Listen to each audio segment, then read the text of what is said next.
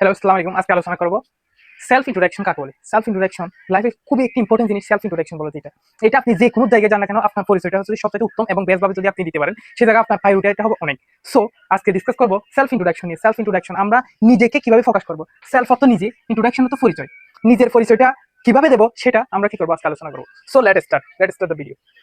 প্রথমে আমরা হাই, যে কোনো একটা ইন্টারভিউ বা যে কোনো এক জায়গায় যাই না কেন, হাই দিয়ে শুরু করি বা সালাম দিয়ে শুরু করি। আমরা প্রথমে হাই এভরিওয়ান বা আসসালামু আলাইকুম বলে আমরা শুরু করবো। এখানে কি দিয়েছি? হাই এভরিওয়ান বা আসসালামু আলাইকুম অথবা হাউ আর ইউ, এটা দিয়ে শুরু করতে পারেন। প্রথম বলতে হবে নেম দি। My name is Mustafa Kamal and I am from Bangladesh. Currently I live in Dhaka. My name is Mustafa Kamal, আমার নাম মুস্তাফা কামাল। আমার নাম কি? মুস্তাফা কামাল। এখানে আপনার নামটা ইউজ করবেন এন্ড, এবং আই এম ফ্রম বাংলাদেশ, আমি বাংলাদেশ থেকে আসছি। এখানে যদি আপনি যে কান্ট্রি থেকে থাকেন সেই কান্ট্রির নামটা উল্লেখ করবেন। দ্বিতীয় নম্বরে currently I live in Dhaka. Currently তো বর্তমানে, কারেন্টলি তো রিসেন্টলি যে জায়গায় থাকেন।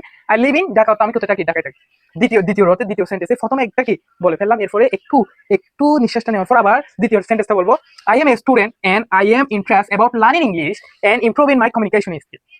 আই এম এ স্টুডেন্ট, আমি একজন ছাত্র, এন্ড এবং আই এম ইন্টারেস্টেড, আমি মানে আগ্রহী, লার্নিং অ্যাবাউট ইংলিশ, ইংলিশ শিখাতে আমি কি খুবই আগ্রহী, এন্ড এবং improving my communication skill, and এবং ইমপ্রুভিং অত উন্নত করা, মাই অত আমার, কমিউনিকেশন স্কিল অত কথা বলার দক্ষতা। আমি কিসে ইন্টারেস্টেড? ইংলিশ লার্নিং ইন্টারেস্টেড, এবং আমার কমিউনিকেশন স্কিল ইমপ্রুভ করতে আমি কি আগ্রহী। সো দ্বিতীয় নম্বর গেছে, এবার তৃতীয় নম্বর নিয়ে একটু দ্বিতীয় নম্বর আবার শুরু করবো। In my free times, I enjoy reading books, watching educational videos, and learning new things. In my free time, আমার ফ্রি টাইমের মধ্যে অবসর টাইমে আমি এনজয় করি বা উপভোগ করি রিডিং বুক, বই পড়াকে, ওয়াচিং এডুকেশনাল ভিডিওস। ওয়াচিং তো দেখো এডুকেশনাল ভিডিওস, তো এডুকেশনাল ভিডিওস যেগুলো আছে সেগুলো দেখাকে আমি কি করি? এনজয় করি। এন্ড বাদে লার্নিং নিউ থিং, নতুন জিনিস শিখাকে আমি কি করি? এনজয় করি।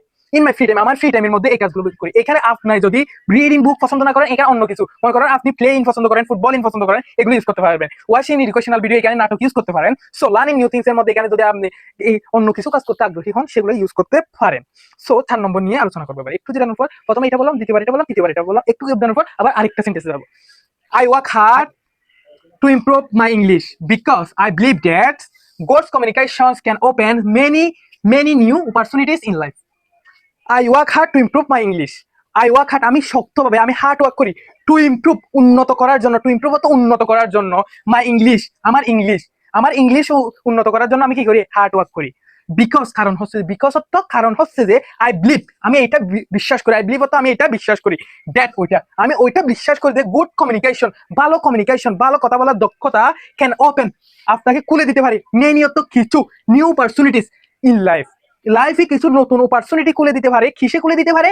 যদি আপনি গুড কমিউনিকেশন যদি কি করেন, অ্যাচিভ করেন, সেটা আমি বিশ্বাস করি যে আপনার যদি ভালো গুড কমিউনিকেশন থাকে, সেটা নতুন কি খুলে দিতে পারে? অপরচুনিটি খুলে দিতে পারে লাইফের মধ্যে।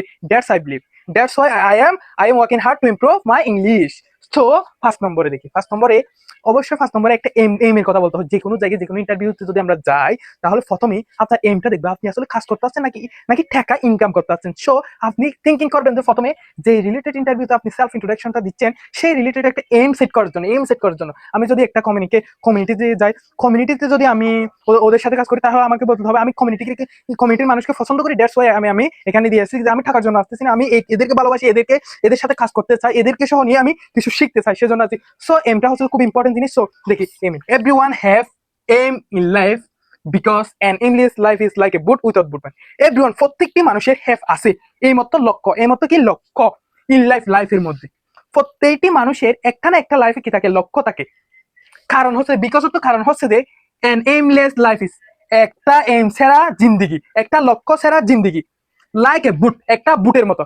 একটা লক্ষ্য ছাড়া জিন্দিগি হচ্ছে যে একটা কি নৌকার মতো, একটা বুটের মতো, উইথাউট বুটম্যান ছাড়া, মানে নৌকার মাঝি ছাড়া নৌকার মতো। মনে করেন আপনার লাইফে যদি লক্ষ্য না থাকে, তার মানে আপনার দেহ হচ্ছে যে একটা বুট, কিন্তু সাগরে যদি আমি ফেলে দিই, আপনার বুটে কোন দিকে যাবে তার কোনো কি নাই, সিকিউরিটি নাই। কারণ হচ্ছে যে আপনার লাইফের লক্ষ্য ঠিক নেই। সো প্রথমে আমাদের লাইফের সবচেয়ে ইম্পর্টেন্ট বিষয় হচ্ছে যে আমাদের লাইফের কি লাগবে?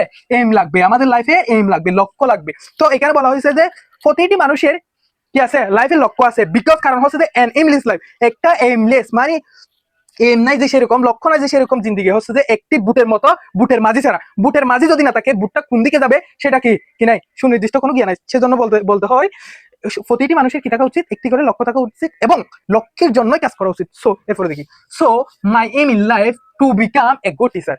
সো সেটার কারণে আমার এম হচ্ছে যে আমার ইম হচ্ছে যে লাইফের মধ্যে টু বিকাম অর্থ হয়ে আসা এক গুড টিচার, একটি ভালো কি শিক্ষক। এখানে গুড টিচারের জায়গায় আপনি যে কোনো কিছু কি করতে পারেন, ইউজ করতে পারেন। টু হেল্প, তারপরে to help others learn and grow.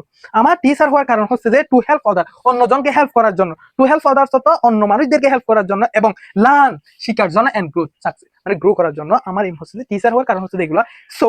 So thank you so much, thank you so much for stay with us. Let's finish.